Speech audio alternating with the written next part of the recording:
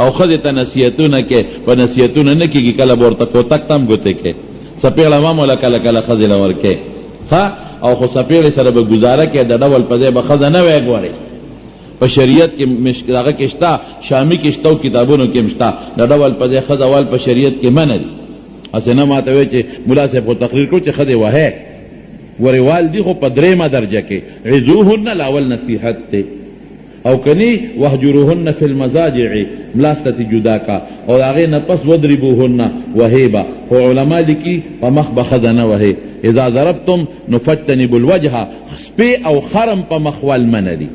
په مخ به نه وې د ډول ځای د شامي کې شته د ډول په ځای به ښځه نه وې د ډول ځای نه درته زوز بیان کړم په سر به نه وې دا د ډول ځای دی ښځه ګوره ډولې ساتي پکې کالي اچوي او سپین شي توری یې په مری به نه وې د ډول ځای دی پکې ګلبند اچوي په سینه به نه وې دا هم د ښځه ډولې ساتي امیل پې اچوي په دې لاسونو به نه وې دلته ګوره د ډول ځای دی بنګړي اچوي په دې ګوتو به نه وې دا د ډول ځای دی ګوتې پکې اچوي او لاندې پښپو به نه وې د ډول ځای دی پازیب پکې اچوي نو ما ته طالب چټ راوړي په کم ځای ووو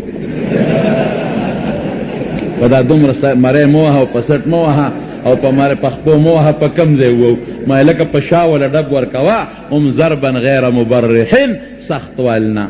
معمولي غوندې ډب به وله ورکې نو د مارونو د هر چا خپله استعلا ده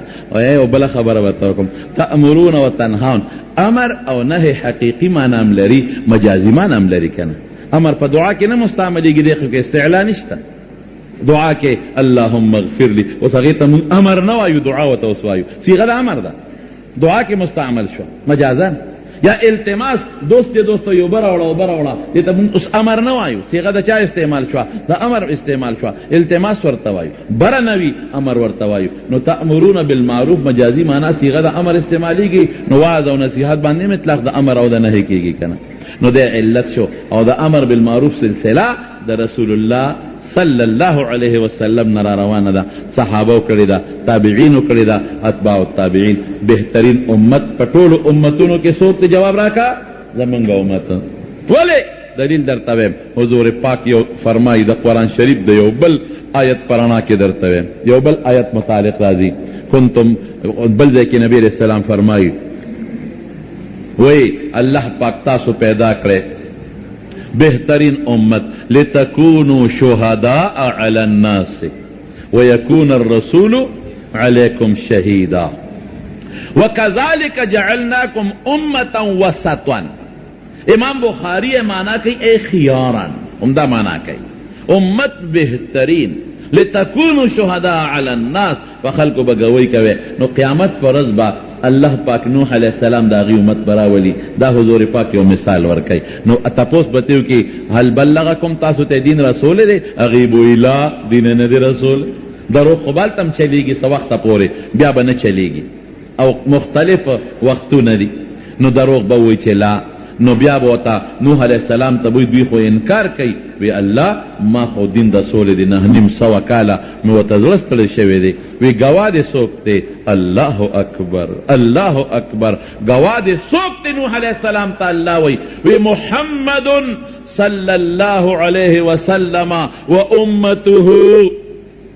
نبی علیہ السلام او داغه امت نو مونږ برا مخ کی تاسو گوی کوي د دې خبره چې د قوم ته دعوت ال الله کړي دي مونږ بوایو او الله مونږ گوی کو بالکل رښتیا د دعوت کړي دي قوم بوي دي دروغجنو ته ګوره دي سونه موده پس راغلي دي زمونږ وخت دوی کم ځو کې دروغ وای نو بیا به الله مونږ نه دا تاسو کې تاسو تر رښتیا سپته لګي تاسو وای هغه وخت سره مونږ وایو الله تا مونږ ته قران کې ویلي دي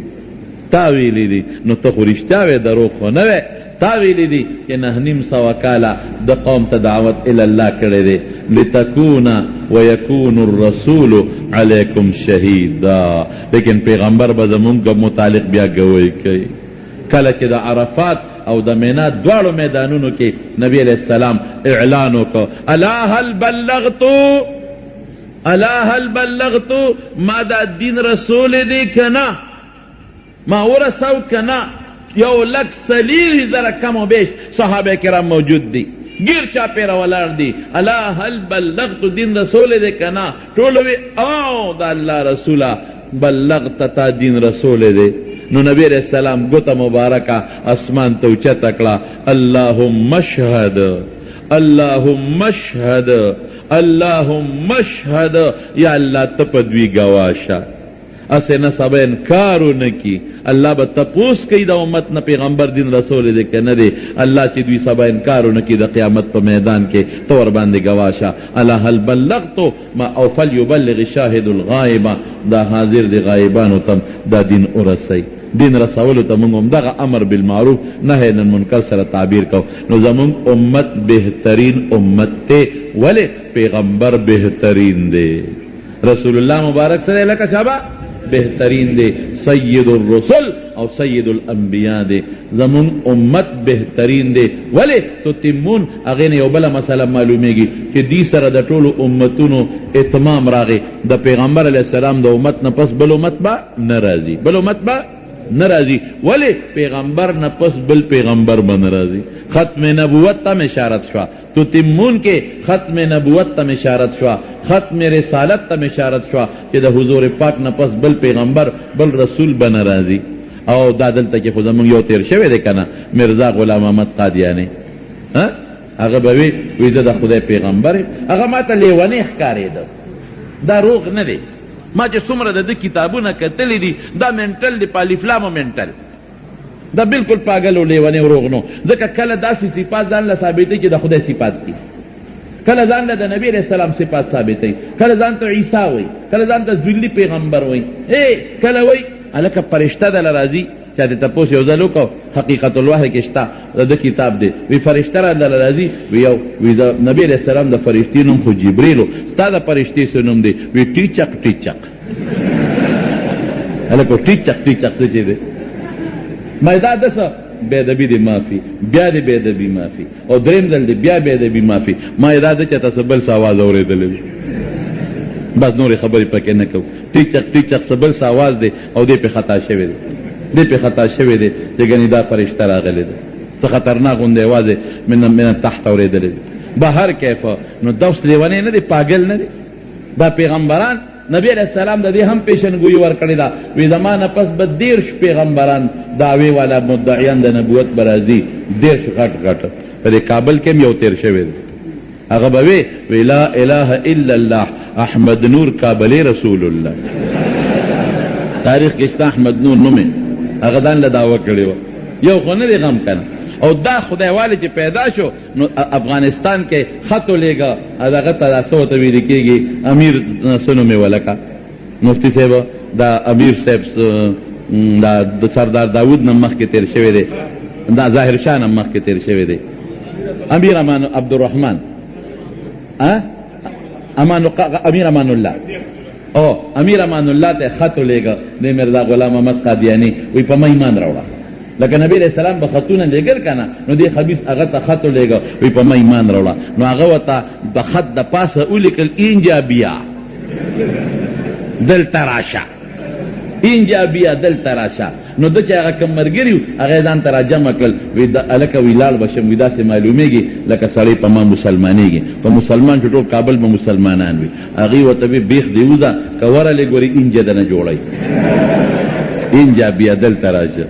دا هندو پاک نه چې د سره گزاره کوي افغانیان هر څه مني خو په دین او په شریعت یې تر ننه پورې سودا ونه کړه دا به مني انشاءالله العزیز سودا یې ونه کړله بچی قربان کړل افغانستان خوره په وینو سیلاب شوه کونډې شوې ماشومان یتیمانان شو په اسلام او په دین یې سودا ونه کړله وی دلته راشه چا ورته پام کو ګورې لاړ نه شي که لاړې بس بېغمه کوي دی نو دا زمارونو دا د رسول الله صلی الله علیہ وسلم مبارک دین تر اوسه پورې روان دی او د دې مشکات او د بخاری او ترمذی خدمت څوک کوي علماء کرام کوي څوک خدمت کوي وایا علماء کرام کوي او دا دین علماء کرام په لاس کې نیولې دی الحمدلله زمون محترم رور جناب حضرت مولانا مفتی نجیب الله صاحب عزیز مجدهم الله دې په عمر کې علم کې زمون کشر دې مونږ په خوشاله یو برکت پیدا کی ډېر لوی د دین خدمت ته الله اخلي ډېر دا دومره عمر نه دی راکوټه دی او بس خامخا بنده لویږي نو الله دې ولا خیر او برکت ورکړي خو د دې به الله کامیابیږي مدرسه به الله کامیابیږي چې تاسو ملا وسره وتړئ دې مدرسې ته ملا تړل سري لږ یو پټې مهرباني وکړې دلته کې خو دغه شته که نه دې مدرسې له لږ وسعت ورکې دا ول لږه فراخه کې پېښور خلک خو ښه دي ګزاره کېږي مالدار دي او خپل بچي راولې په دې مدرسو کې ورسره داخل کې چې الله تعالی ستاسو د بچو نه عالمان جوړ کړي زما محترم رور جناب حکیم صاحب هغې هم تشریف راوړلی دی او زمونږ سره ډېر نږدې ملګري پاتې شوی دی او ډېر محترم دی ډېر مکرم دی هغې به هم خبرې به کوي انشاءالله بیان به کوي او کړی دی بیان هغې بیان کړی دی او ډېر ښه زمونږ نږدې رور پاتې شوی دی اوس هم زمونږ رور دی ملګری دی او نو الله تعالی یې د هغې په عمر کې او په دا خدماتو کې هم برکت واچوي الله دې ولا حکیم محمد ابراهیم قاسمي صاحب